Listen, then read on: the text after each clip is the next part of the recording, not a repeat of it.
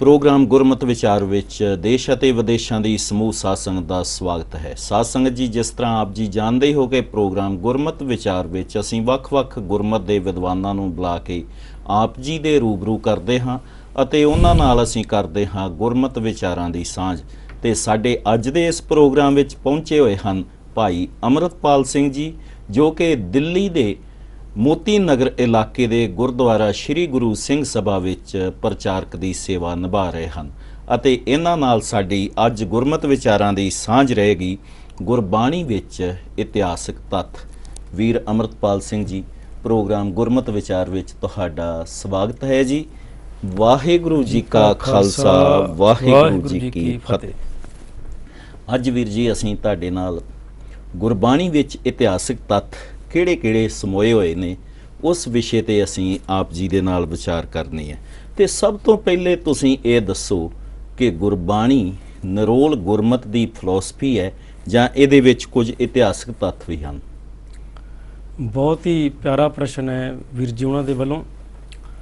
ਗੁਰਬਾਣੀ ਦੇ ਪ੍ਰਥਾਏ ਆਮ ਤੌਰ ਤੇ ਲੋਕਾਂ ਦੇ ਵਿਚਕਾਰ ਇਹ ਗੱਲਾਂ ਸਮਝੀਆਂ ਗਈਆਂ ਵੀ ਗੁਰਬਾਣੀ ਨੂੰ ਜਾਂ ਤੇ ਅਸੀਂ ਆਮ ਤੌਰ ਤੇ ਦੇਖਦੇ ਹਾਂ, ਚਾਹੇ ਗੁਰਦੁਆਰਾ ਸਾਹਿਬ ਹੈ, ਚਾਹੇ ਸਿੱਖ ਆਪਣੇ ਨਿੱਜੀ ਤੌਰ ਤੇ ਆਪਣੇ ਘਰ ਵਿੱਚ ਵਿਚਰ ਰਿਹਾ, ਉਹ ਗੁਰਬਾਣੀ ਨੂੰ ਪੂਜਾ ਕਰਨ ਦੇ ਵਿੱਚ ਜ਼ਿਆਦਾ ਉਹਦੀ ਦਿਲਚਸਪੀ ਸਾਨੂੰ ਦੇਖਣ 'ਚ ਜ਼ਿਆਦਾ ਆਏਗੀ ਜੀ। ਲੇਕਿਨ ਅੱਜ ਜਿਹੜਾ ਤੁਸੀਂ ਇਹ ਪ੍ਰਸ਼ਨ ਕੀਤਾ ਗਿਆ ਬਹੁਤ ਹੀ ਪਿਆਰਾ ਪ੍ਰਸ਼ਨ ਹੈ, ਬੜੀ ਹੀ ਪਿਆਰੀ ਬਾਤ ਹੈ ਕਿ ਗੁਰਬਾਣੀ ਇਕੱਲਾ ਸਾਨੂੰ ਪੜ੍ਹਨ ਦੇ ਲਈ ਰੱਖੀ ਦਿੱਤੀ ਗਈ ਹੈ ਕਿ ਗੁਰਬਾਣੀ ਦੇ ਵਿੱਚ ਸਾਨੂੰ ਇਤਿਹਾਸ ਦੇ ਝਲਕਾਰੇ ਵੀ ਮਿਲਦੇ ਨੇ। ਦੇਖੋ, ਗੁਰਬਾਣੀ ਨੂੰ ਜਦੋਂ ਤੁਸੀਂ ਗੌਰ ਨਾਲ ਪੜ੍ਹੋ ਜੀ ਤਾਂ ਗੁਰੂ ਨਾਨਕ ਸਾਹਿਬ ਪਾਤਸ਼ਾਹ ਜੀ ਦੀ ਅਸੀਂ ਗੱਲ ਲੈ ਲਈਏ, ਇਹ ਗੱਲ ਇੱਕ ਬੜੀ ਹੀ ਭੋਲੇਪਨ ਦੀ ਬਾਤ ਹੈ ਕਿ ਕੁਝ ਲੋਕਾਂ ਨੇ ਗੱਲਾਂ ਪ੍ਰਚਾਰ ਦਿੱਤੀਆਂ ਕਿ ਗੁਰਬਾਣੀ ਦੇ ਵਿੱਚ ਇਤਿਹਾਸ ਦੀ ਕਿਤੇ ਕੋਈ ਗੱਲ ਨਹੀਂ, ਚਾਹੇ ਉਹ ਸਾਡੇ ਪ੍ਰਚਾਰਕ ਵੀਰ ਸਨ ਜਾਂ ਕੁਝ ਭੋਲੇ ਭਾਲੇ ਵਿਦਵਾਨ ਕਹਿ ਲਓ ਜਾਂ ਕੋਈ ਵੀ ਜਿਹੜੀ ਬਾਤ ਅਸੀਂ ਕਹਿ ਲਈਏ ਜੀ। ਗੁਰੂ ਨਾਨਕ ਸਾਹਿਬ ਜੀ ਦੀ ਬਾਣੀ ਨੂੰ ਪੜ੍ਹੋ ਤਾਂ ਸਤਿਗੁਰੂ ਪਾਤਸ਼ਾਹ ਆਪ ਉਸ ਗੱਲ ਦਾ ਸਮੇਂ ਦਾ ਜ਼ਿਕਰ ਕੀਤਾ ਗੁਰੂ ਸਾਹਿਬ ਨੇ। ਐਗਜ਼ਾਮਪਲ ਦੇ ਤੌਰ ਤੇ ਮੈਂ ਬੇਨਤੀ ਕਰਾਂ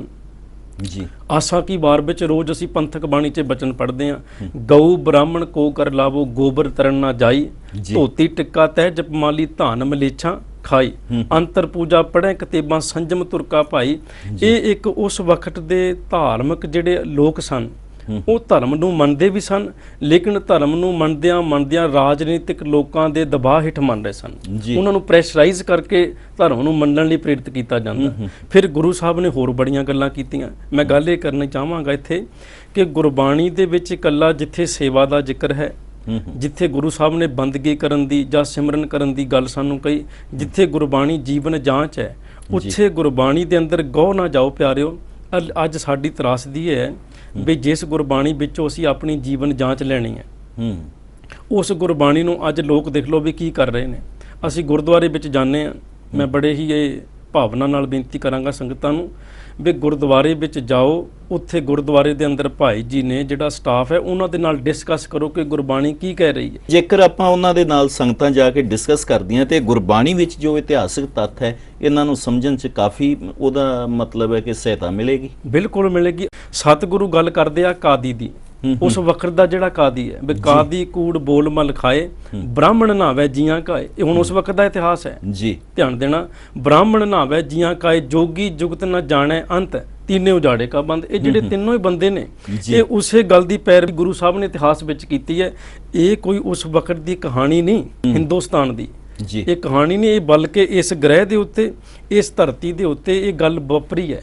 ਗੁਰੂ ਨਾਨਕ ਸਾਹਿਬ ਮਹਾਰਾਜ ਅਹਿਮਨਾਬਾਦ ਗਏ ਨੇ ਜੀ। ਦੇਖੋ ਹੁਣ ਇਹ ਗੱਲ ਗੁਰਬਾਣੀ ਵਿੱਚ ਇਤਿਹਾਸਕ ਤੌਰ ਤੇ ਸਾਡੇ ਸਾਹਮਣੇ ਹੈ। ਸਾਰਾ ਪੰਥ ਇਹਨਾਂ ਸ਼ਬਦਾਂ ਨੂੰ ਪੜ੍ਹਦਾ ਹੈ, ਲੇਕਿਨ ਮਸਲਾ ਇਹ ਹੈ ਵੀ ਅਸੀਂ ਗੁਰਬਾਣੀ ਨੂੰ ਪੜ੍ਹਨ ਲੱਗੇ ਜਾਂ ਤੇ ਅਸੀਂ ਗੁਰਬਾਣੀ ਦੇ ਅੰਦਰ ਅਖੰਡ ਪਾਠ ਸਾਹਿਬ ਕੀਤੇ। ਇਹ ਕਿੱਥੇ ਮੈਨੂੰ ਗੱਲ ਵਿੱਚ ਮੈਂ ਹੋਰ ਕਹਿ ਦਿਆਂ, ਮੈਨੂੰ ਖਟਕ ਰਹੀ ਹੈ ਗੱਲ ਜੀ ਵੀ ਕਿਤੇ ਅਸੀਂ ਗੁਰਬਾਣੀ ਨੂੰ ਸਹਿਜੇ ਪੜ੍ਹੀਏ। ਆ ਦੇਖੋ ਕਿੱਡਾ ਪਿਆਰਾ ਸ਼ਬਦ ਹੈ ਰਾਗ ਸੋਰਠ ਦਾ, ਕਰ ਇਸ਼ਨਾਨ ਸਿਮਰ ਪ੍ਰਭ ਆਪਣਾ ਮਨ ਤਨ ਭਏ ਅਰੁਗਾ। ਇਹਦਾ ਰਹਾਉ ਦਾ ਬੰਦ ਹੈ, ਮਹਾਰਾਜ ਦੇ ਬਾਣੀ 'ਚ ਲਿਖਿਆ ਜੀ ਵੀ ਗਾਵੋ ਸੁਣੋ ਪੜ੍ਹੋ ਨਿਤ ਭਾਈ। ਨਿਤ ਦੀ ਗੱਲ ਹੈ, ਸਹਿਜੇ ਬੜੇ ਪਿਆਰ ਦੇ ਨਾਲ। ਲੇਕਿਨ ਅਸੀਂ ਉਹਨਾਂ ਦੀ ਲੜੀ ਬਣਾ ਦਿੱਤੀ। ਅਸੀਂ ਉਹਨਾਂ ਨੂੰ ਕਦੇ 21 ਅਖੰਡ ਪਾਠ ਹੋ ਰਹੇ ਨੇ, ਕਦੇ 51 ਅਖੰਡ ਪਾਠ ਹੋ ਰਹੇ ਨੇ। ਲੜੀਆਂ ਪਾਠਾਂ ਦੀਆਂ ਚਲਾਉਣ ਵਾਲੇ ਇਹ ਭੋਲੇ ਭਾਲੇ ਲੋਕ ਕਿਤੇ ਗੁਰਬਾਣੀ ਨੂੰ ਸਹਿਜੇ ਨਾ ਪੜ੍ਹਦੇ ਤਾਂ ਇਹਨਾਂ ਨੂੰ ਸਭ ਜਾਂਦਾ ਕਿ ਜਿਸ ਬਾਬੇ ਨਾਨਕ ਨੂੰ ਜਿਸ ਗੁਰੂ ਨਾਨਕ ਸਾਹਿਬ ਜੀ ਦੀ ਤਸਵੀਰ ਵਿੱਚ ਉਹਨਾਂ ਦੇ ਹੱਥ 'ਚ ਮਾਲਾ ਪਕੜਾ ਦਿੱਤੀ ਗਈ, ਉਹਨਾਂ ਨੂੰ ਬੜੇ ਇੱਕ ਆਮ ਤੌਰ ਤੇ ਜਿਹੜੇ ਅਸੀਂ ਜਨਜੀਵਨ ਸਨਾਤਨ ਮਤ ਦੇ ਸਾਧੂ ਦੇਖਦੇ ਹਾਂ ਉਵੇਂ ਉਹਨਾਂ ਨੂੰ ਸ਼ੋਅ ਕੀਤਾ ਗਿਆ। ਨਹੀਂ, ਗੁਰਬਾਣੀ ਪੜ੍ਹੋ, ਸਤਿਗੁਰੂ ਨੇ ਬਾਬਰ ਨੂੰ ਜਾਬਰ ਕਹਿਤਾ, ਪਾਪ ਕੀ ਜੰਜ ਲੈ ਕਾਬਲੋਂ ਧਾਇਆ, ਜੋਰੀ ਮੰਗੈ ਦਾਨ ਵੇ ਲਾਲ। ਸਭ ਤੋਂ ਪਹਿਲੇ ਤਾਂ ਤੁਸੀਂ ਜਿਹੜੀ ਗੱਲ ਕੀਤੀ ਹੈ ਬੜੀ ਮਜ਼ੇ ਦੀ ਹੈ ਕਿ ਲੋਕਾਂ ਨੇ ਬਾਣੀ ਨੂੰ ਸਿਰਫ ਪੜ੍ਹਨ ਤੱਕ ਸੀਮਤ ਕਰ ਲਿਆ, ਪਰ ਗੁਰੂ ਜੀ ਕਹਿੰਦੇ ਆ ਪੜ੍ਹਿਆ ਨਹੀਂ ਭੇਦ ਬੁੱਝਿਆ ਪਾਵਣਾ। ਇਹਦੇ ਭੇਦ ਤਦ ਮਿਲਣਗੇ ਜਦ ਅਸੀਂ ਇਸ ਨੂੰ ਸਮਝਾਂਗੇ, ਇਹਦੇ ਵਿੱਚ ਜਾ ਕੇ ਅਸੀਂ ਵਿੱਚ ਵੜਾਂਗੇ।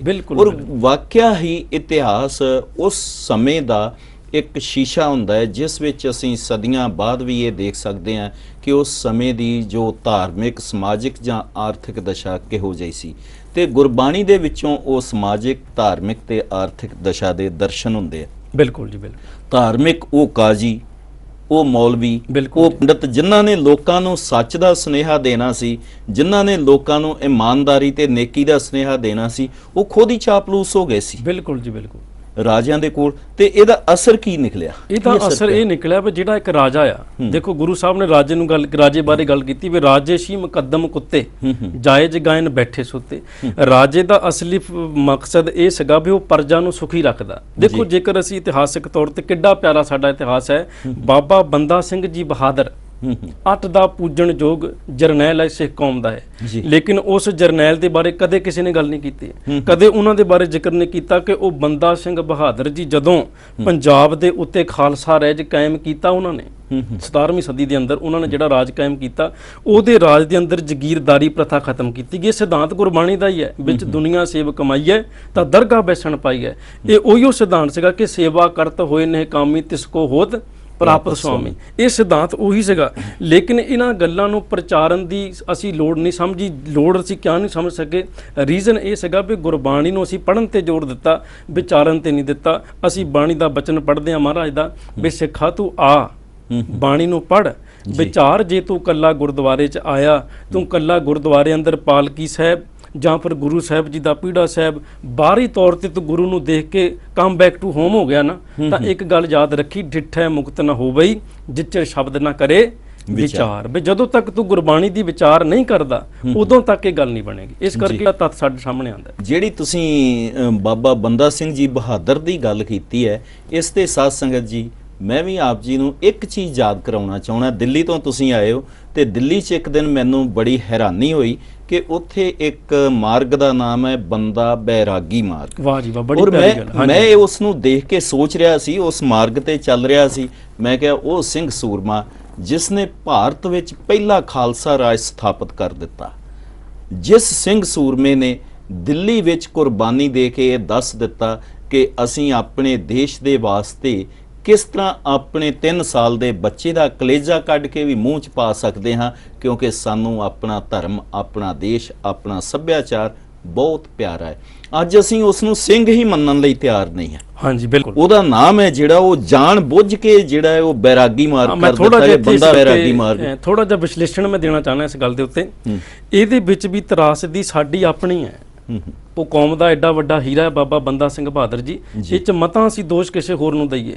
ਲੋਕਾਂ ਨੇ ਕਿਤਾਬਾਂ ਦੇ ਵਿੱਚ ਬਾਬਾ ਬੰਦਾ ਸਿੰਘ ਬਹਾਦਰ ਜੀ ਨੂੰ ਬੈਰਾਗੀ ਸ਼ੋ ਕੀਤਾ। ਤੁਸੀਂ ਬਿਲਕੁਲ ਸਹੀ ਗੱਲ ਕੀਤੀ ਹੈ। ਦਿੱਲੀ ਅੰਦਰ ਇੱਕ ਮਾਰਗ ਹੈ ਬੰਦਾ ਬੈਰਾਗੀ ਮਾਰਗ, ਲੇਕਿਨ ਦਿੱਲੀ ਅੰਦਰ ਜਿਹੜਾ ਇਹ ਕਸਬਾ ਪੈਂਦਾ ਹੈ ਰੋਹਣੀ, ਇਹਦੇ ਅੰਦਰ ਸੈਕਟਰ 13 ਅੰਦਰ ਇੱਕ ਅਪਾਰਟਮੈਂਟ ਬਣਿਆ, ਉਹਦਾ ਨਾਮ ਵੀ ਬੰਦਾ ਬੈਰਾਗੀ ਰੱਖਿਆ ਗਿਆ ਜੀ। ਹਾਲਾਂਕਿ ਮੈਂ ਬੇਨਤੀ ਕਰਾਂਗਾ ਹਿੰਦੁਸਤਾਨ ਵਿੱਚ ਅੱਜ ਵੀ ਬੈਰਾਗੀ ਨੇ, ਗੌਰ ਕਰਿਓ, ਉਸ ਵੇਲੇ ਵੀ ਬੈਰਾਗੀ ਸੀਗੇ, ਲੇਕਿਨ ਹਿੰਦੁਸਤਾਨ ਦੇ ਵਿੱਚ ਇਹ ਪਹਿਲਾ ਬੈਰਾਗੀ ਹੈ ਜਿਸ ਨੇ ਗੁਰੂ ਗੋਬਿੰਦ ਸਿੰਘ ਸਾਹਿਬ ਜੀ ਕੋਲੋਂ ਖੰਡੇ ਬਾਟੇ ਦੀ ਪੌਲ ਨੂੰ ਛਕਿਆ। ਉਸ ਅੰਮ੍ਰਿਤ ਨੇ, ਉਸ ਗੁਰੂ ਗੋਬਿੰਦ ਸਿੰਘ ਸਾਹਿਬ ਜੀ ਨੇ ਇਨਕਲਾਬ ਲਿਆਂਦਾ, ਇੱਕ ਬੈਰਾਗੀ ਤੋਂ ਬਹੁਤ ਵੱਡੇ ਜਰਨੈਲ ਨੂੰ ਜਨਮ ਦਿੱਤਾ, ਜਿਸ ਜਰਨੈਲ ਨੇ ਬਲਕਿ ਪੂਰੇ ਹਿੰਦੁਸਤਾਨ ਦੇ ਅੰਦਰ ਜਿਹੜਾ ਮੁਗਲਾਂ ਦਾ ਰਾਜ ਸੀਗਾ ਉਹਨੂੰ ਹਿਲਾਇਆ ਨਹੀਂ, ਉਹਨੂੰ ਜੜੋਂ ਉਖਾੜ ਕੇ ਬਾਹਰ ਸੁੱਟ ਦਿੱਤਾ। ਇਸ ਗੁਰੂ ਗੋਬਿੰਦ ਸਿੰਘ ਸਾਹਿਬ ਦਾ। ਲੇਕਿਨ ਮੈਂ ਬੇਨਤੀ ਕਰ ਰਿਹਾ ਸੀਗਾ ਕਿ ਇਹ ਜਿਹੜਾ ਵਿੱਚ ਇਫੈਕਟ ਆਇਆ, ਇਹਦਾ ਰੀਜ਼ਨ ਕੀ ਬਣਿਆ? ਕਿਉਂਕਿ ਅਸੀਂ ਇਤਿਹਾਸ ਵੱਲ ਧਿਆਨ ਨਹੀਂ ਦੇ ਪਾਏ। ਅਸੀਂ ਕੇਵਲ ਜਿਹੜੀਆਂ ਧਾਰਮਿਕ ਰੀਤੀਆਂ ਸੀਗੀਆਂ, ਰਿਵਾਜ ਸੀਗੇ, ਉਹ ਜਿਹੜਾ ਸੱਭਿਅਤਾ ਸੀਗੀ, ਅਸੀਂ ਉਹਦੇ ਵੱਲ ਵੱਧ ਗਏ, ਅਸੀਂ ਉਸ ਇਤਿਹਾਸ ਵੱਲ ਧਿਆਨ ਦਿੱਤਾ। ਮੈਂ ਗੁਰਬਾਣੀ ਦਾ ਇੱਕ ਬਚਨ ਕਰਕੇ ਗੱਲ ਨੂੰ ਆਪਾਂ ਅੱਗੇ ਵਧਾਈਏ। ਸਤਿਗੁਰੂ ਬਾਣੀ ਅੰਦਰ ਇੱਕ ਬਚਨ ਕਰਦੇ ਆ ਵੀ ਬਾਣੀਆਂ ਕਹਾਣੀਆਂ ਪੁੱਤ ਸਪੁੱਤ ਕਰੇ ਜੀ। ਬਾਬਿਆਂ ਦੀਆਂ ਕਹਾਣੀਆਂ ਤੋਂ ਸਿੱਖ ਸਿੱਖਿਆ ਲੈ ਕੇ ਅੱਗੇ ਵੱਧਦਾ ਜੀ। ਦੇਖੋ ਇੱਕ ਬੜੀ ਪਿਆਰੀ ਗੱਲਬਾਤ ਹੈ ਕਿ ਜਿਹੜੀ ਕੌਮ ਆਪਣੇ ਇਤਿਹਾਸ ਨੂੰ ਪੜ੍ਹਦੀ ਨਹੀਂ, ਜਿਹੜੀ ਕੌਮ ਆਪਣੇ ਇਤਿਹਾਸ ਦੀ ਪੜਚੋਲ ਵਿਚਾਰ ਨਹੀਂ ਕਰਦੀ, ਕੁਝ ਕੁ ਸਿਆਣੇ ਦਾਨੇ ਪੁਰਸ਼ ਕਹਿੰਦੇ ਨੇ ਇਤਿਹਾਸ ਉਹਨੂੰ ਦੁਬਾਰਾ ਰਿਪੀਟ ਕਰ ਦਿੰਦਾ, ਹਾਂਜੀ, ਉਹਨੂੰ ਦੁਹਰਾਉਂਦਾ ਇਤਿਹਾਸ।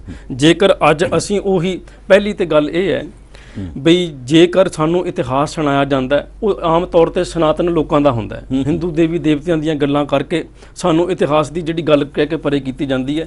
ਲੇਕਿਨ ਸਾਡੇ ਕੋਲ ਮੈਂ ਬੇਨਤੀ ਕਰਾਂ ਵੀ ਜਿਹੜਾ ਵੀ ਪ੍ਰਚਾਰਕ, ਜਿਹੜੀਆਂ ਵੀ ਸੰਗਤਾਂ ਜਿੱਥੇ ਵੀ, ਚਾਹੇ ਦੇਸ਼ ਹੈ ਪ੍ਰਦੇਸ਼ ਹੈ, ਜਿੱਥੇ ਵੀ ਕਿਤੇ ਸੁਣ ਰਹੇ ਨੇ, ਉਹਨਾਂ ਨੂੰ ਮੈਂ ਬੇਨਤੀ ਕਰਾਂਗਾ ਜਿਹੜਾ ਵੀ ਆਪ ਜੀ ਕੋਲ ਰਾਗੀ ਭਾਈ ਜੀ ਆਣ, ਤੁਹਾਡੇ ਕੋਲ ਕੋਈ ਪ੍ਰਚਾਰਕ ਆਂਦਾ, ਚਾਹੇ ਉਹ ਪੰਥਕ ਪੱਧਰ ਦਾ ਕਿਉਂ ਨਾ ਹੋਵੇ, ਜੀ ਮੈਂ ਹੱਥ ਜੋੜ ਕੇ ਬੇਨਤੀ ਕਰਾਂ ਸੰਗਤਾਂ ਨੂੰ, ਉਹ ਤੁਹਾਡੇ ਕੋਲ ਆਂਦਾ, ਉਹਨਾਂ ਨੂੰ ਇਹ ਗੱਲ ਕਹੋ ਵੀ ਜਿਹੜੀ ਗੱਲ ਤੁਸੀਂ ਕਹਿ ਰਹੇ ਆ ਇਹ ਗੁਰਬਾਣੀ ਦੀ ਕਸਵੱਟੀ ਤੇ ਪਰਖ ਕੇ ਦੱਸੋ ਵੀ ਗੱਲ ਪੂਰੀ ਉਤਰਦੀ ਆ ਜਾਂ ਨਹੀਂ ਉਤਰਦੀ। ਬਾਬਾ ਬੰਦਾ ਸਿੰਘ ਜੀ ਬਹਾਦਰ ਉਹ ਹੁਣ ਬੈਰਾਗੀ ਨਹੀਂ ਹੈਗੇ, ਉਸ ਵੇਲੇ ਬੈਰਾਗੀ ਜ਼ਰੂਰ ਸਨ। 1695 ਚ ਉਹ ਗੁਰੂ ਗੋਬਿੰਦ ਸਿੰਘ ਸਾਹਿਬ ਨੂੰ ਮਿਲੇ, ਫਿਰ 1708 ਵਿੱਚ ਉਹਨੂੰ ਮਹਾਰਾਜ ਨੂੰ ਮਿਲੇ, 1708 ਵਿੱਚ ਉਹਨਾਂ ਖੰਡੇ ਬਾਟੇ ਦੀ ਪੌੜ ਲਈ, 1719 ਵਿੱਚ ਉਹਨਾਂ ਨੇ ਸ਼ਹੀਦੀ ਦਿੱਤੀ ਹੈ ਮਹਿਰੋਲੀ ਦਿੱਲੀ ਦੇ ਅੰਦਰ। ਲੇਕਿਨ ਇੱਕ ਗੱਲ ਧਿਆਨ ਦਿਓ, ਉਹਨਾਂ ਦੇ ਨਾਲ ਦੇ ਜਿੰਨੇ ਬੈਰਾਗੀ ਸਨ ਉਹ ਉੱਥੇ ਨਜ਼ਰ ਨਹੀਂ ਆਏ।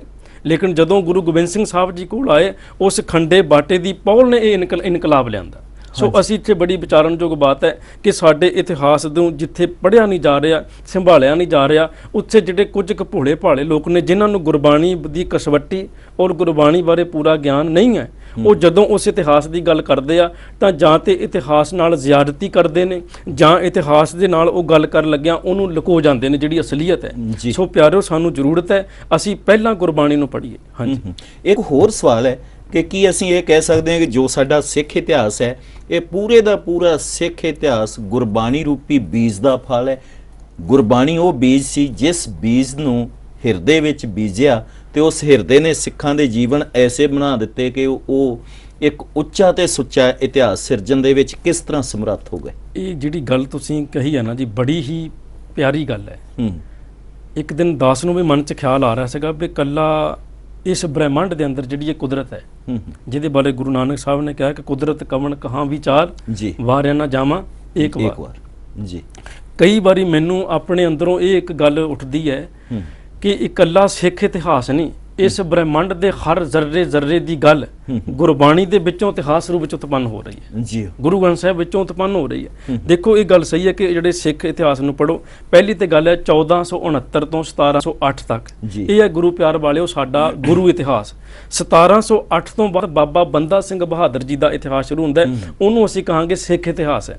ਜੀ, ਦੂਜੀ ਗੱਲ, ਗੁਰਬਾਣੀ ਦੇ ਵਿੱਚ ਜਿਹੜੇ ਇਤਿਹਾਸਿਕ ਤੱਥ ਸਾਨੂੰ ਸਾਹਮਣੇ ਆਏ, ਜੈਸੇ ਮੈਂ ਬੇਨਤੀ ਕੀਤੀ ਕਿ ਕਾਜ਼ੀਆਂ ਬਾਹਮਣਾ ਕੀ ਗੱਲ ਥੱਕੀ, ਅਗਦ ਪੜਿਆ ਸ਼ੈਤਾਨ ਵੇ ਲਾਲੋ, ਫਿਰ ਗੁਰੂ ਨਾਨਕ ਸਾਹਿਬ ਨੇ ਪਾਪ ਕੀ ਜੰਜ ਲੈ ਕਾਬਲੋਂ ਤਾਇਆ, ਇਹਦਾ ਜ਼ਿਕਰ ਕੀਤਾ। ਫਿਰ ਇਸ ਤੋਂ ਬਾਅਦ ਵਿੱਚ ਹੋਰ ਗੁਰੂ ਮਹਾਰਾਜ ਦੇ ਜ਼ਿਕਰ ਹੈ, ਗੁਰੂ ਅਮਰਦਾਸ ਜੀ ਦੇ ਸਮੇਂ ਦਾ ਜ਼ਿਕਰ, ਗੁਰੂ ਅੰਗਦ ਸਾਹਿਬ ਜੀ ਦੇ ਸਮੇਂ ਦਾ ਜ਼ਿਕਰ, ਰਾਮਕਲੀ, ਰਾਏ ਬਲਵੰਡ ਤਥਾ ਸੱਤੈ ਡੂਮਾਕੀ, ਉਹਦੇ ਅੰਦਰ ਸਾਰੀਆਂ ਜਿਹੜੀ ਇਤਿਹਾਸਕ ਜ਼ਿਕਰ ਕਾਫੀ ਆਉਂਦਾ ਹੈ, ਉਸ ਤੇ ਅਸੀਂ ਗੱਲ ਕਰਦੇ ਹਾਂ। ਤੇ ਹੁਣ ਅਸੀਂ ਇਸ ਦੇ ਨਾਲ ਹੀ ਅਗਲੀ ਗੱਲ ਕਰਦੇ ਹਾਂ ਕਿ ਗੁਰਬਾਣੀ ਵਿੱਚ ਗੁਰੂ ਨਾਨਕ ਦੇਵ ਜੀ ਨੇ ਬਾਬਰ ਦੇ ਹਮਲੇ ਦਾ ਬਾਖੂਬ ਜ਼ਿਕਰ ਕੀਤਾ ਹੈ। ਕਿਸ ਤਰ੍ਹਾਂ ਦਾ ਜ਼ਬਰ ਜ਼ੁਲਮ ਉਸ ਵੇਲੇ ਬਾਬਰ ਨੇ ਸਾਡੇ ਇਸ ਦੇਸ਼ ਦੀ ਧਰਤੀ ਤੇ ਢਾਇਆ ਸੀ, ਕਿੱਦਾਂ ਧੀਆਂ ਭੈਣਾਂ ਦੀਆਂ ਇੱਜ਼ਤਾਂ ਲੁੱਟੀਆਂ, ਅੱਗਾਂ ਲਾਈਆਂ, ਨਿਰਦੋਸ਼ ਸਾੜੇ, ਉਹ ਸਾਰਾ ਜ਼ਿਕਰ ਕਿਸ ਤਰ੍ਹਾਂ ਆਇਆ, ਉਸ ਨੂੰ ਵੀ ਸੰਗਤਾਂ ਨਾਲ ਸ਼ੇਅਰ ਕਰੋ। ਹਾਂਜੀ, ਇਹ ਗੁਰੂ ਨਾਨਕ ਸਾਹਿਬ ਪਾਤਸ਼ਾਹ ਜੀ ਨੇ ਜਦੋਂ ਮਹਾਰਾਜ ਐਮਨਾਬਾਦ ਵਿੱਚ ਗਏ ਨੇ ਜੀ, ਉਦੋਂ ਗੁਰੂ ਪਾਤਸ਼ਾਹ ਜੀ ਨੇ ਲੋਕਾਂ ਨੂੰ ਉੱਥੇ ਜਾ ਕੇ ਪਹਿਲਾਂ ਗੱਲ ਸਮਝਾਈ ਵੀ ਭਾਈ, ਕਿਉਂਕਿ ਲੋਕ ਜਿਹੜੇ ਸਨ ਉਹ ਉਸ ਵੇਲੇ ਕਈ ਤਰ੍ਹਾਂ ਦੇ ਮੰਤਰਾਂ ਦੇ ਜਾਪ ਵਿੱਚ ਖਚਿਤ ਸਨ ਜੀ, ਵੀ ਅਸੀਂ ਆਹ ਜਾਪ ਕਰਾਂਗੇ, ਆਹ ਗੱਲ ਕਰਾਂਗੇ ਤਾਂ ਜਿਹੜਾ ਬਾਬਰ ਹੈ ਉਹ ਐਮਨਾਬਾਦ ਉੱਤੇ ਹਮਲਾ ਕਰਨ ਆ ਰਿਹਾ, ਉਹਦੀ ਫੌਜ ਜਿਹੜੀ ਆ ਉਹ ਅੰਨੀ ਹੋ ਜਾਏਗੀ। ਇਹਦਾ ਜ਼ਿਕਰ ਗੁਰੂ ਸਾਹਿਬ ਨੇ ਗੁਰਬਾਣੀ 'ਚ ਕੀਤਾ, ਹਾਂਜੀ, ਕੋਈ ਮੁਗਲ ਨਾ ਹੋਵਾ ਅੰਤ, ਹਾਂਜੀ, ਇਹ ਜਿਹੜਾ ਵਚਨ ਗੁਰਬਾਣੀ ਵਿੱਚ ਆਉਂਦਾ ਜੀ। ਗੁਰੂ ਸਾਹਿਬ ਨੇ ਜਿੱਥੇ ਗੱਲ ਕੀ, ਉੱਥੇ ਮਹਾਰਾਜ ਨੇ ਉਹਨਾਂ ਲੋਕਾਂ ਨੂੰ ਵੀ ਗੱਲ ਸਮਝਾਈ ਵੀ ਭਾਈ ਇੱਕ ਗੱਲ ਦਾ ਗੌਰ ਕਰ ਲਓ, ਇਹ ਜਿਹੜੇ ਤੁਸੀਂ ਆਪਣੇ ਮੰਤਰ ਜਾਪ ਕਰ ਰਹੇ ਆ ਇਹਨਾਂ ਨਾਲ ਗੱਲ ਨਹੀਂ ਬਣੇਗੀ। ਇੱਥੇ ਰੋਕ ਕੇ ਇੱਕ ਨਿੱਕੀ ਜੀ ਗੱਲ ਮੈਂ ਹੋਰ ਕਹਿਣੀ ਚਾਹੁੰਦਾ ਜੀ, ਜ਼ਰੂਰ। ਅੱਜ ਸਾਨੂੰ ਵੀ ਇਹ ਗੱਲ ਕਹੀ ਜਾਂਦੀ ਹੈ ਵੀ ਤੁਸੀਂ ਇੱਕ ਆਹ ਸ਼ਬਦ ਲੈ ਲਓ, ਇਸ ਸ਼ਬਦ ਨੂੰ ਪੜ੍ਹਨ ਦੇ ਨਾਲ ਤੁਹਾਡਾ ਆਹ ਕੰਮ ਸਵਰ ਜਾਏਗਾ, ਆਹ ਗੱਲ ਹੋ ਜਾਏਗੀ। ਦੇਖੋ, ਮੈਂ ਇੱਥੇ ਇਹ ਨਹੀਂ ਕਹਿ ਰਿਹਾ ਕਿ ਗੁਰਬਾਣੀ ਨੂੰ ਪੜ੍ਹਨ ਦੇ ਨਾਲ ਕੁਝ ਵੀ ਨਹੀਂ ਹੁੰਦਾ, ਲੇਕਿਨ ਗੁਰਬਾਣੀ ਪੜ੍ਹਨ ਦਾ ਜਿਹੜਾ ਅੰਦਾਜ਼ ਅਸੀਂ ਸਨਾਤਨ ਮਤ ਵਰਗਾ ਨਾ ਬਣਾਈਏ ਤਾਂ ਚੰਗਾ ਹੈ ਜੀ। ਗੁਰੂ ਸਾਹਿਬ ਨੇ ਜ਼ਿਕਰ ਕੀਤਾ ਵੀ ਕੋਈ ਮੁਗਲ ਨਾ ਹੁਆ ਅੰਧਾ। ਇਹ ਇੰਗਲਿਸ਼ ਦੀ ਕਹਾਵਤ ਹੈ ਵੀ ਡਾਇਮੰਡ ਕੱਟਸ ਡਾਇਮੰਡ, ਲੋਹੇ ਨੂੰ ਲੋਹਾ ਕੱਟਦਾ ਹੈ ਜੀ। ਦੇਖੋ ਹੁਣ ਉੱਥੇ ਬਾਬਰ ਤੇ ਜਿਹੜਾ ਸੀਗਾ ਉਹ ਤਲਵਾਰਾਂ ਚੱਕੀ ਆਣ ਡਿਆ ਤੇ ਲੋਕਾਂ ਨੂੰ ਕਹਿਤਾ ਵੀ ਤੁਸੀਂ ਆਜ ਕੀ ਕਰੋ ਵੀ ਕੁਝ ਕੁ ਮੰਤਰਾਂ ਦਾ ਜਾਪ ਕਰਦੇ ਰਹੋ। ਗੁਰੂ ਸਾਹਿਬ ਨੇ ਕਿਹਾ ਨਹੀਂ, ਤੁਹਾਡੇ ਇਹ ਮੰਤਰ ਬਿਲਕੁਲ ਇੱਥੇ ਆ ਜਾਣੇ ਆ, ਇੱਥੇ ਤਾਂ ਕੰਮ ਡਾਇਮੰਡ ਕੱਟਸ ਡਾਇਮੰਡ, ਵੀ ਤੁਹਾਨੂੰ ਤਲਵਾਰ ਚੱਕ ਕੇ ਮੈਦਾਨ ਚ ਉਤਰਨਾ ਪਏਗਾ। ਜੋ ਤੋਂ ਪ੍ਰੇਮ ਖੇਲਣ ਕਾ ਚਾਹੋ, ਸਿਰ ਧਰ ਤਲੀ ਗਲੀ ਮੇਰੀ ਆਓ। ਆਪਾਂ ਬਾਬਰ ਦੇ ਉੱਤੇ ਆਈਏ। ਗੁਰੂ ਸਾਹਿਬ ਨੇ ਜ਼ਿਕਰ ਕੀਤਾ ਐਮਨਾਬਾਦ ਦੇ ਲੋਕਾਂ ਦਾ ਜੀ। ਐਮਨਾਬਾਦ ਦਾ ਪੁਰਾਣਾ ਨਾਂ ਸੈਦਪੁਰ ਤੇ ਸੈਯਦਪੁਰ ਵੀ ਇਤਿਹਾਸ ਵਿੱਚ ਆਉਂਦਾ ਹੈ। ਹਾਂਜੀ।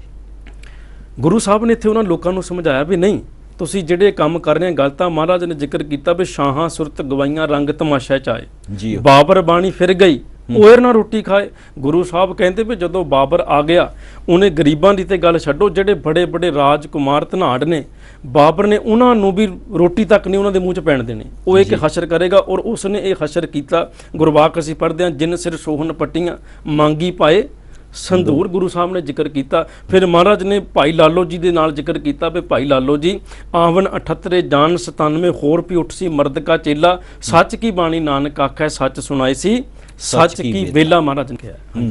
ਤੇ ਇਸ ਦੇ ਨਾਲ ਹੀ ਇਹਦੇ ਵਿੱਚ ਇੱਕ ਹੋਰ ਬੜੀ ਸੁੰਦਰ ਚੀਜ਼ ਆਉਂਦੀ ਹੈ ਕਿ ਸਾਡੇ ਦੇਸ਼ ਨੂੰ ਜਿਹੜਾ ਨਾਮ ਹੈ ਹਾਂਜੀ, ਇਹ ਵੀ ਬੜੀ ਪਿਆਰੀ ਗੱਲ ਦੱਸੋ। ਹਾਂ, ਗੁਰੂ ਸਾਹਿਬ ਮਹਾਰਾਜ ਨੇ ਦੇਖੋ ਕਿੱਡੀ ਇੱਕ ਇਤਿਹਾਸਿਕ ਗੱਲ ਹੈ ਜਿਹਦੇ ਬਾਰੇ ਅਸੀਂ ਕਦੇ ਪੜਚੋਲ ਨਹੀਂ ਕਰ ਸਕੇ। ਅੱਜ ਸਾਰੇ ਲੋਕ ਕਹਿੰਦੇ ਨੇ ਵੀ ਸਾਰੇ ਜਹਾਂ ਸਿਤਾ ਹਿੰਦੋ ਸਿਤਾ ਹਮਾਰਾ ਜੀ। ਆਮ ਤੌਰ ਤੇ ਜਿਹੜਾ ਫਿਕਰਾ ਸਕੂਲਾਂ ਵਿੱਚ ਵੀ ਪੜ੍ਹਿਆ ਜਾਂਦਾ ਹੈ, ਬੜੀ ਪਿਆਰੀ ਬਾਤ ਹੈ, ਪੜ੍ਹੋ। ਲੇਕਿਨ ਦੂਜੀ ਗੱਲ ਨਾਲ ਇਹ ਹੈ ਵੀ ਇਸ ਸ਼ਬਦ ਦਾ ਜਨਮ ਕਿਸ ਨੇ ਕੀਤਾ ਹੈ। 1469 ਤੋਂ ਪਹਿਲਾਂ ਦਾ ਤੁਸੀਂ ਇਤਿਹਾਸ ਪੜ੍ਹ ਕੇ ਦੇਖ ਲਓ, ਉਹਦੇ ਅੰਦਰ ਕਿਤੇ ਤੁਹਾਨੂੰ ਜ਼ਿਕਰ ਨਹੀਂ ਆਏਗਾ। ਇਸ ਜਜ਼ੀਰੇ ਨੂੰ ਗੁਰੂ ਸਾਹਿਬ ਨੇ, ਇਹ ਜਿਹੜਾ ਹਿੰਦੁਸਤਾਨ ਨਾਮ ਹੈ, ਇਹ ਧੰਨ ਗੁਰੂ ਨਾਨਕ ਸਾਹਿਬ ਪਾਤਸ਼ਾਹ ਦੀ ਦੇਣ ਹੈ।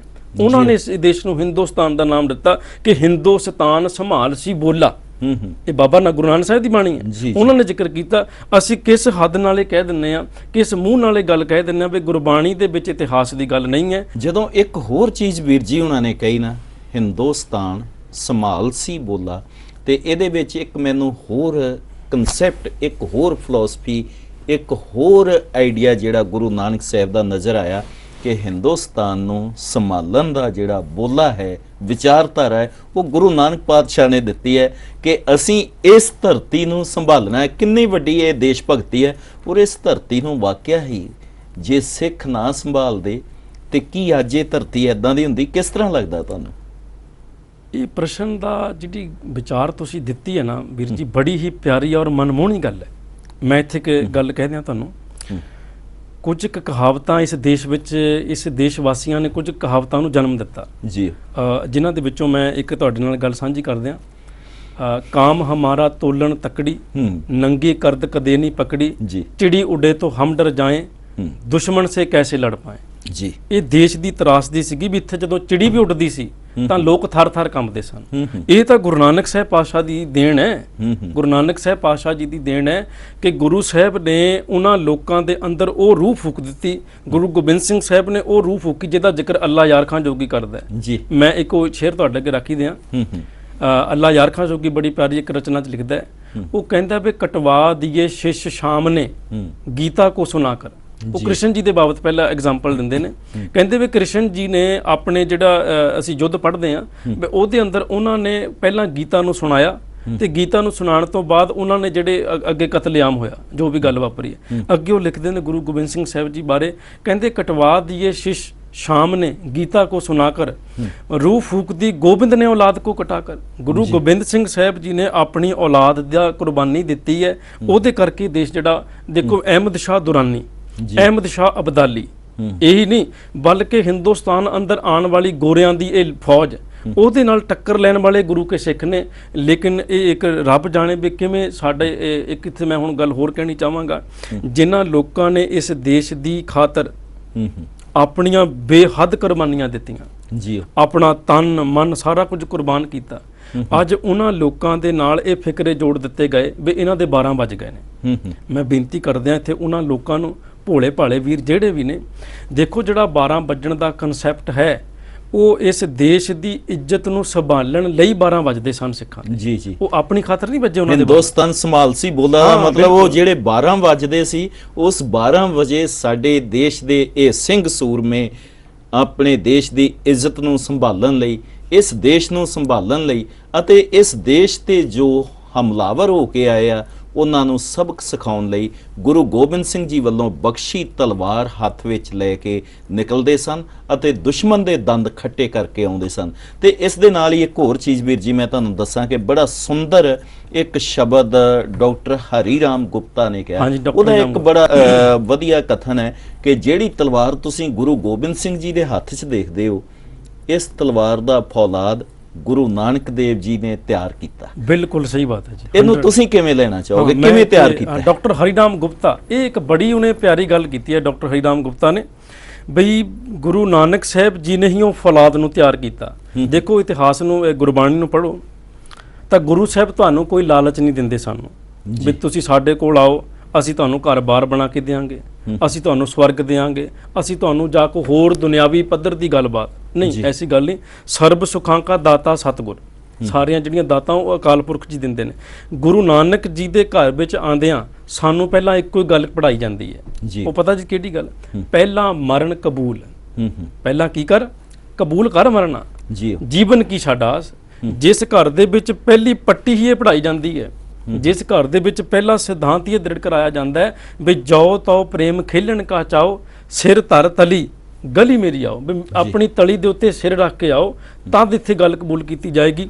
ਉਹ ਜਿਹੜੀ ਬਾਤ ਹੈ ਗੁਰੂ ਅਰਜਨ ਸਾਹਿਬ ਜੀ ਨੇ ਵੀ ਰਿਪੀਟ ਕਰ ਦਿੱਤੀ ਕਿ ਜਾ ਕੋ ਹਰ ਰੰਗ ਲਾਗੋ ਇਸ ਯੁੱਗ ਮੈਂ, ਸੋ ਕਹੀਅਤ ਹੈ ਸੂਰਾ। ਡਾਕਟਰ ਹਰੀਰਾਮ ਗੁਪਤਾ ਦੀ ਇਹ ਜਿਹੜੀ ਗੱਲ ਹੈ ਇਹ ਬਿਲਕੁਲ ਇਤਿਹਾਸਕ ਦ੍ਰਿਸ਼ਟੀਕੋਣ ਤੋਂ ਸਹੀ ਟੁਕਦੀ ਹੈ ਜੀ। ਗੁਰਮਤਿ ਵਿਚਾਰਾਂ ਦਾ ਮਨ ਤੇ ਕਰਦਾ ਹੈ ਹੋਰ ਸਾਂਝ ਲੰਮੀ ਕਰੀ ਚੱਲੀਏ, ਕਿਉਂਕਿ ਬਹੁਤ ਆਨੰਦ ਆ ਰਿਹਾ ਸੀ ਤੁਹਾਡੇ ਨਾਲ ਇਹ ਗੁਰਮਤਿ ਵਿਚਾਰਾਂ 'ਚ ਸਾਂਝ ਪਾ ਕੇ, ਪਰ ਸਮਾਂ ਇਜਾਜ਼ਤ ਨਹੀਂ ਦਿੰਦਾ। ਹੁਣ ਚਲਦੇ ਚਲਦੇ ਸਾਡੇ ਦਰਸ਼ਕਾਂ ਵੱਲੋਂ ਪੁੱਛੇ ਗਏ ਇੱਕ ਸਵਾਲ ਦਾ ਜਵਾਬ ਜਗਬੀਰ ਸਿੰਘ ਜੀ ਪਿੰਡ ਵੀਰਮ ਤਰਨਤਾਰਨ ਤੋਂ ਪੁੱਛ ਰਹੇ ਆ, ਪੰਥਕ ਪੱਧਰ ਤੇ ਸਾਨੂੰ ਗੁਰਬਾਣੀ ਤੇ ਇਤਿਹਾਸ ਦੇ ਪ੍ਰਚਾਰ ਲਈ ਕਿਹੋ ਜਿਹੇ ਯਤਨ ਕਰਨੇ ਚਾਹੀਦੇ ਆ? ਜਿੱਥੇ ਇਹ ਪ੍ਰਚਾਰ ਦੀ ਗੱਲ ਹੈ, ਪ੍ਰਚਾਰ ਦੇ ਲਈ ਗੁਰੂ ਪਿਆਰ ਵਾਲਿਓ ਤਿੰਨ ਗੱਲਾਂ ਦਾ ਹੋਣਾ ਬੜਾ ਜ਼ਰੂਰੀ ਹੈ ਜੀ। ਇੱਕ ਕਲਾਮ, ਇੱਕ ਨਿਜ਼ਾਮ ਜੀ ਤੇ ਇੱਕ ਮੁਕਾਮ। ਇਹ ਤਿੰਨ ਗੱਲਾਂ ਜਿਸ ਕੌਮ ਵਿੱਚ ਹੋਣਗੀਆਂ ਉਹਦਾ ਪ੍ਰਚਾਰ ਬੜਾ ਵਧੀਆ ਹੋਏਗਾ, ਔਰ ਤਿੰਨਾਂ ਦਾ ਸਿਸਟਮ ਜਦੋਂ ਤੱਕ ਵਧੀਆ ਹੋਏਗਾ ਉਦੋਂ ਤੱਕ। ਮੈਂ ਬੇਨਤੀ ਕਰਾਂਗਾ ਵੀ ਪ੍ਰਚਾਰ ਦੇ ਲਈ ਸਭ ਤੋਂ ਪਹਿਲਾਂ ਜਿਹੜਾ ਪ੍ਰਚਾਰਕ ਹੈ ਉਹਨੂੰ ਗੁਰਬਾਣੀ ਦੇ ਸਿਧਾਂਤ ਔਰ ਗੁਰੂ ਇਤਿਹਾਸ, ਸਿੱਖ ਇਤਿਹਾਸ ਦੇ ਬਾਰੇ ਕੁਝ ਪਤਾ ਹੋਏ ਤਦ ਉਹ ਗੱਲ ਕਰੇਗਾ। ਇਸ ਕਰਕੇ ਸਾਨੂੰ ਆਪਣੇ ਗੁਰੂ ਘਰਾਂ ਦੇ ਵਿੱਚ ਇਹੋ ਜਿਹੇ ਪ੍ਰਚਾਰਕ ਨੂੰ ਨਿਯੁਕਤ ਕਰਨੇ ਚਾਹੀਦੇ ਨੇ ਜਿਹੜੇ ਕਿ ਗੁਰਬਾਣੀ ਨੂੰ ਔਰ ਗੁਰੂ ਇਤਿਹਾਸ ਦੀ ਪਰਖ ਰੱਖਦੇ ਹੋਣ ਜੀ। ਦੇਖੋ ਕਿੱਡੀ ਗੁਰੂ ਸਾਹਿਬ ਦੀ ਜੇਤ ਜ਼ਿਕਰ ਹੈ, ਮਹਾਰਾਜ ਨੇ ਬਾਣੀ ਅੰਦਰ ਜ਼ਿਕਰ ਕੀਤਾ ਵੀ ਪ੍ਰਭ ਕੀ ਉਸਤਤ ਕਰੋ ਸੰਤ ਮੀਤ ਸਾਵਧਾਨ ਇਕਾਗਰ ਚੀਤ, ਇਕਾਗਰਤਾ ਨਾਲ ਗੱਲ ਕਰਨ ਵਾਲਾ ਹੋਵੇ। ਦੂਜੀ ਗੱਲ ਉਸ ਪ੍ਰਚਾਰਕ ਨੂੰ, ਇੱਕ ਇੱਥੇ ਮੈਨੂੰ ਗੱਲ ਹੋਰ ਖੱਟ ਗਈ ਮੈਂ ਕਹਿਣੀ ਚਾਹਾਂਗਾ ਜੀ। ਦੇਖੋ ਜਿਹੜੇ ਈਸਾਈ ਵੀਰ ਨੇ ਜਿਹੜੇ ਉਹਨਾਂ ਦੇ ਪ੍ਰਚਾਰਕ ਨੇ ਨਾ, ਉਹਨਾਂ ਦੇ ਪ੍ਰਚਾਰਕਾਂ ਨੂੰ ਮੈਂ ਕੁਝ ਕੁ ਪ੍ਰਚਾਰਕ ਜਿਹੜੇ ਈਸਾਈ ਵੀਰ ਨੇ ਫਾਦਰ ਨੇ ਉਹਨਾਂ ਨੂੰ ਦਾਸ ਮਿਲਿਆ ਪਰਸਨਲੀ ਜੀ। ਉਹਨਾਂ ਨੂੰ ਇਸ ਗੱਲ ਦਾ ਵੀ ਨਹੀਂ ਪਤਾ ਹੁੰਦਾ ਕਿ ਉਹਨਾਂ ਦੇ ਬੱਚੇ ਅੱਜ ਕਿਹੜੇ ਸਕੂਲ 'ਚ ਪੜ੍ਹ ਰਹੇ ਨੇ, ਉਹਨਾਂ ਨੂੰ ਆਪਣੇ ਦਾਲ ਫੁਲਕੇ ਦਾ ਕੋਈ ਫਿਕਰ ਨਹੀਂ ਹੁੰਦਾ। ਲੇਕਿਨ ਸਾਡੇ ਜਿਹੜੇ ਪ੍ਰਚਾਰਕ ਨੇ, ਮੈਂ ਬੇਨਤੀ ਕਰਦਾ ਵੀ ਗੱਲ ਗੁਰਬਾਣੀ ਦੀ ਹੈ ਲੇਕਿਨ ਹੈ ਗੱਲ ਸੱਚਾਈ ਹੈ, ਉਹਦੇ ਪਿੱਛੇ ਜਿਹੜੀ ਤਾੜੀ ਹੈ ਇੱਕ ਹੱਥ ਨਾਲ ਨਹੀਂ ਵੱਜਦੀ, ਦੋ ਹੱਥਾਂ ਨਾਲ ਤਾੜੀ ਵੱਜਦੀ ਹੈ। ਕਿਉਂਕਿ ਸਾਡੇ ਲੋਕਾਂ ਨੇ ਤੇ ਅਜੇ ਗਾਇਕਾਂ ਨੂੰ ਹੀ ਪੈਸੇ ਦੇਣੇ ਸਿੱਖਿਆ, ਪ੍ਰਚਾਰਕਾਂ ਨੂੰ ਪੈਸੇ ਦੇਣੇ ਸਿੱਖੇ ਨਹੀਂ। ਬਿਲਕੁਲ ਜੀ, ਅੱਜ ਇੱਥੇ ਗਾਇਕਾਂ ਨੂੰ ਲੱਖਾਂ ਰੁਪਇਆ ਦੇ ਦੇਣਗੇ। ਅੱਜ ਪੰਜਾਬ ਦੇ ਵਿੱਚ ਦੇਖ ਲਓ ਵੀ ਇੱਕ ਪਾਸੇ ਤੇ ਜਦੋਂ ਤੱਕ ਗੁਰੂ ਗ੍ਰੰਥ ਸਾਹਿਬ ਮਹਾਰਾਜ ਜੀ ਦੇ ਪਾਠ ਸਾਹਿਬ ਜੀ ਦੀ ਸੰਪੂਰਨਤਾ ਹੁੰਦੀ ਹੈ ਉਦੋਂ ਤੱਕ ਤੇ ਪਰਿਵਾਰ ਜਿਹੜਾ ਇਹਨਾਂ ਪ੍ਰਚਾਰਕਾਂ ਨੂੰ ਕਹਿੰਦਾ ਵੀ ਗੱਡੀ ਖਿੱਚ ਕੇ ਰੱਖੋ, ਜੋ ਮੈਂ ਸਿੱਧੀ ਜੀ ਬੇਨਤੀ ਕਰਾਂ। ਲੇਕਿਨ ਜਦੋਂ ਗੱਲ ਆਉਂਦੀ ਹੈ ਗਾਇਕ ਦੀ, ਉਦੋਂ ਗਾਇਕ ਨੂੰ ਕੀ ਕੀਤਾ ਜਾਂਦਾ ਵੀ ਜਿਹੜਾ ਆਰਾਮ ਨਾਲ ਚੱਲਣਾ। ਇੱਕ ਜਿਹੜਾ ਗੁਰਦੁਆਰੇ ਦੇ ਅੰਦਰ ਭਾਈ ਜੀ ਹੈ ਉਹਨੂੰ ਜਦੋਂ ਇਹ ਭੇਟਾ ਦਿੰਦੇ ਨੇ ਤਾਂ ਉਦੋਂ ਉਹਨਾਂ ਦੇ ਉੱਤੇ ਕਈ ਤਰ੍ਹਾਂ ਦੇ ਪ੍ਰਸ਼ਨ ਚਿੰਨ੍ਹ ਲਾਏ ਜਾਂਦੇ ਆ। ਲੇਕਿਨ ਉਸੇ ਕਰਕੇ ਜਦੋਂ ਕੋਈ ਲੱਖਾਂ ਰੁਪਏ ਦਾ ਇਹਨਾਂ ਦੇ ਘਰ ਗਾਇਕ ਆ ਜਾਏ ਉਹਦੇ ਨਾਲ ਕੋਈ ਇਸ ਤਰ੍ਹਾਂ ਦੀ ਗੱਲ ਨਹੀਂ ਕੀਤੀ ਜਾਂਦੀ। ਅੱਜ ਸਾਨੂੰ ਜ਼ਰੂਰਤ ਹੈ ਕਿ ਅਸੀਂ ਪ੍ਰਚਾਰ ਸਾਡਾ ਤਦ ਹੋਏਗਾ ਜੇਕਰ ਅਸੀਂ ਪ੍ਰਚਾਰਕਾਂ ਦੇ ਪ੍ਰਤੀ ਔਰ ਪ੍ਰਚਾਰ ਕਰਨ ਦੇ ਨਜ਼ਰੀਏ ਪ੍ਰਤੀ ਪ੍ਰਭ ਕੀ ਉਸਤਤ ਕਰੋ ਸੰਤ ਮੀਤ ਸਾਵਧਾਨ ਇਕਾਗਰ ਚੀਤ ਵਾਲੀ ਗੱਲ ਹੋਏਗੀ, ਜਿਹੜੀ ਗੱਲ ਆਣੀ ਚਾਹੀਦੀ ਹੈ। ਈਸਾਈ ਵੀਰਾਂ ਦੇ ਵਿੱਚ ਇਸ ਗੱਲ ਦੀ ਬੜੀ ਵੱਡੀ ਦੇਣ ਹੈ, ਉਹਨਾਂ ਦੀ ਇੱਕ ਚੜ੍ਹਦੀ ਕਲਾ ਦੀ ਗੱਲ ਹੈ। ਮੈਂ ਕਹਿ ਕੇ ਗੱਲ ਨੂੰ ਸੰਕੋਚਾਂ ਜੀ, ਉਹਨਾਂ ਦੇ ਪ੍ਰਚਾਰਕਾਂ ਨੂੰ ਕਿਸੇ ਗੱਲ ਦਾ ਕੋਈ ਫਿਕਰ ਨਹੀਂ ਹੁੰਦਾ। ਉਹਨਾਂ ਦੇ ਬੱਚੇ ਕਿੱਥੇ ਪੜ੍ਹ ਰਹੇ ਨੇ, ਕੀ ਕਰ ਰਹੇ ਨੇ, ਉਹ ਸਾਰਾ ਕੰਮ ਉਹਨਾਂ ਦੀ ਮੈਨੇਜਮੈਂਟ ਦੀ ਕਮੇਟੀ ਹੈ ਉਹ ਚੱਕਦੀ ਹੈ ਇਸ ਗੱਲ ਨੂੰ। ਲੇਕਿਨ ਸਾਡੇ ਵਿੱਚ ਇਹ ਗੱਲ ਆਵੇ ਤਦ ਜਾ ਕੇ ਜਿਹੜਾ ਪ੍ਰਚਾਰ ਹੈ ਉਹ ਚੜ੍ਹਦੀ ਕਲਾ 'ਚ ਹੋ ਸਕਦਾ ਹੈ। ਹਾਂਜੀ, ਇਹ ਸੀ ਦਰਸ਼ਕਾਂ ਵੱਲੋਂ ਪੁੱਛੇ ਗਏ ਸਵਾਲ ਦਾ ਜਵਾਬ। ਸਾਧ ਸੰਗਤ ਜੀ, ਤੁਹਾਡੇ ਵੀ ਮਨ ਵਿੱਚ ਬਹੁਤ ਸਾਰੇ ਸਵਾਲ ਹੋਣਗੇ ਜਿਨ੍ਹਾਂ ਦੇ ਜਵਾਬ ਤੁਸੀਂ ਸਾਡੇ ਇਸ ਪ੍ਰੋਗਰਾਮ ਵਿੱਚ ਪ੍ਰਾਪਤ ਕਰਨਾ ਚਾਹੁੰਦੇ ਹੋ ਤਾਂ ਆਪਣੇ ਮੋਬਾਈਲ ਦੇ ਮੈਸੇਜ ਬਾਕਸ ਵਿੱਚ ਜਾ ਕੇ ਸਭ ਤੋਂ ਪਹਿਲੇ ਲਿਖੋ GB, ਫਿਰ ਉਸ ਤੋਂ ਬਾਅਦ ਆਪਣਾ ਸਵਾਲ ਤੇ ਨਾਮ ਲਿਖ ਕੇ ਸਾਨੂੰ ਭੇਜ ਦੇਵੋ 5424 ਤੇ। ਤੁਹਾਡੇ ਵੱਲੋਂ ਪੁੱਛੇ ਗਏ ਸਵਾਲਾਂ ਦੇ ਜਵਾਬ ਅਸੀਂ ਅਗਲੇ ਪ੍ਰੋਗਰਾਮਾਂ ਵਿੱਚ ਗੁਰਮਤ ਦੇ ਵਿਦਵਾਨਾਂ ਪਾਸੋਂ ਆਪ ਜੀ ਨੂੰ ਦਿਵਾਉਣ ਦਾ ਯਤਨ ਕਰਾਂਗੇ। ਵੀਰ ਜੀ, ਤੁਸੀਂ ਇਸ ਪ੍ਰੋਗਰਾਮ ਵਿੱਚ ਪਹੁੰਚ ਕੇ ਸੰਗਤਾਂ ਨਾਲ ਗੁਰਮਤ ਵਿਚਾਰਾਂ ਦੀ ਸਾਂਝ ਪਾਈ। ਅਸੀਂ ਆਪ ਜੀ ਤੋਂ ਇਹੀ ਆਸ ਕਰਾਂਗੇ ਅੱਗੇ ਤੋਂ ਵੀ ਜਦ ਤੁਹਾਨੂੰ ਬੁਲਾਈਏ ਇਸੇ ਤਰ੍ਹਾਂ ਤੁਸੀਂ ਪਹੁੰਚ ਕੇ ਸੰਗਤਾਂ ਨੂੰ ਗੁਰਮਤ ਵਿਚਾਰਾਂ ਨਾਲ ਨਿਹਾਲ ਕਰਦੇ ਰਹੋ ਜੀ। ਵਾਹਿਗੁਰੂ ਜੀ ਕਾ ਖਾਲਸਾ, ਵਾਹਿਗੁਰੂ ਜੀ ਕੀ ਫਤਿਹ।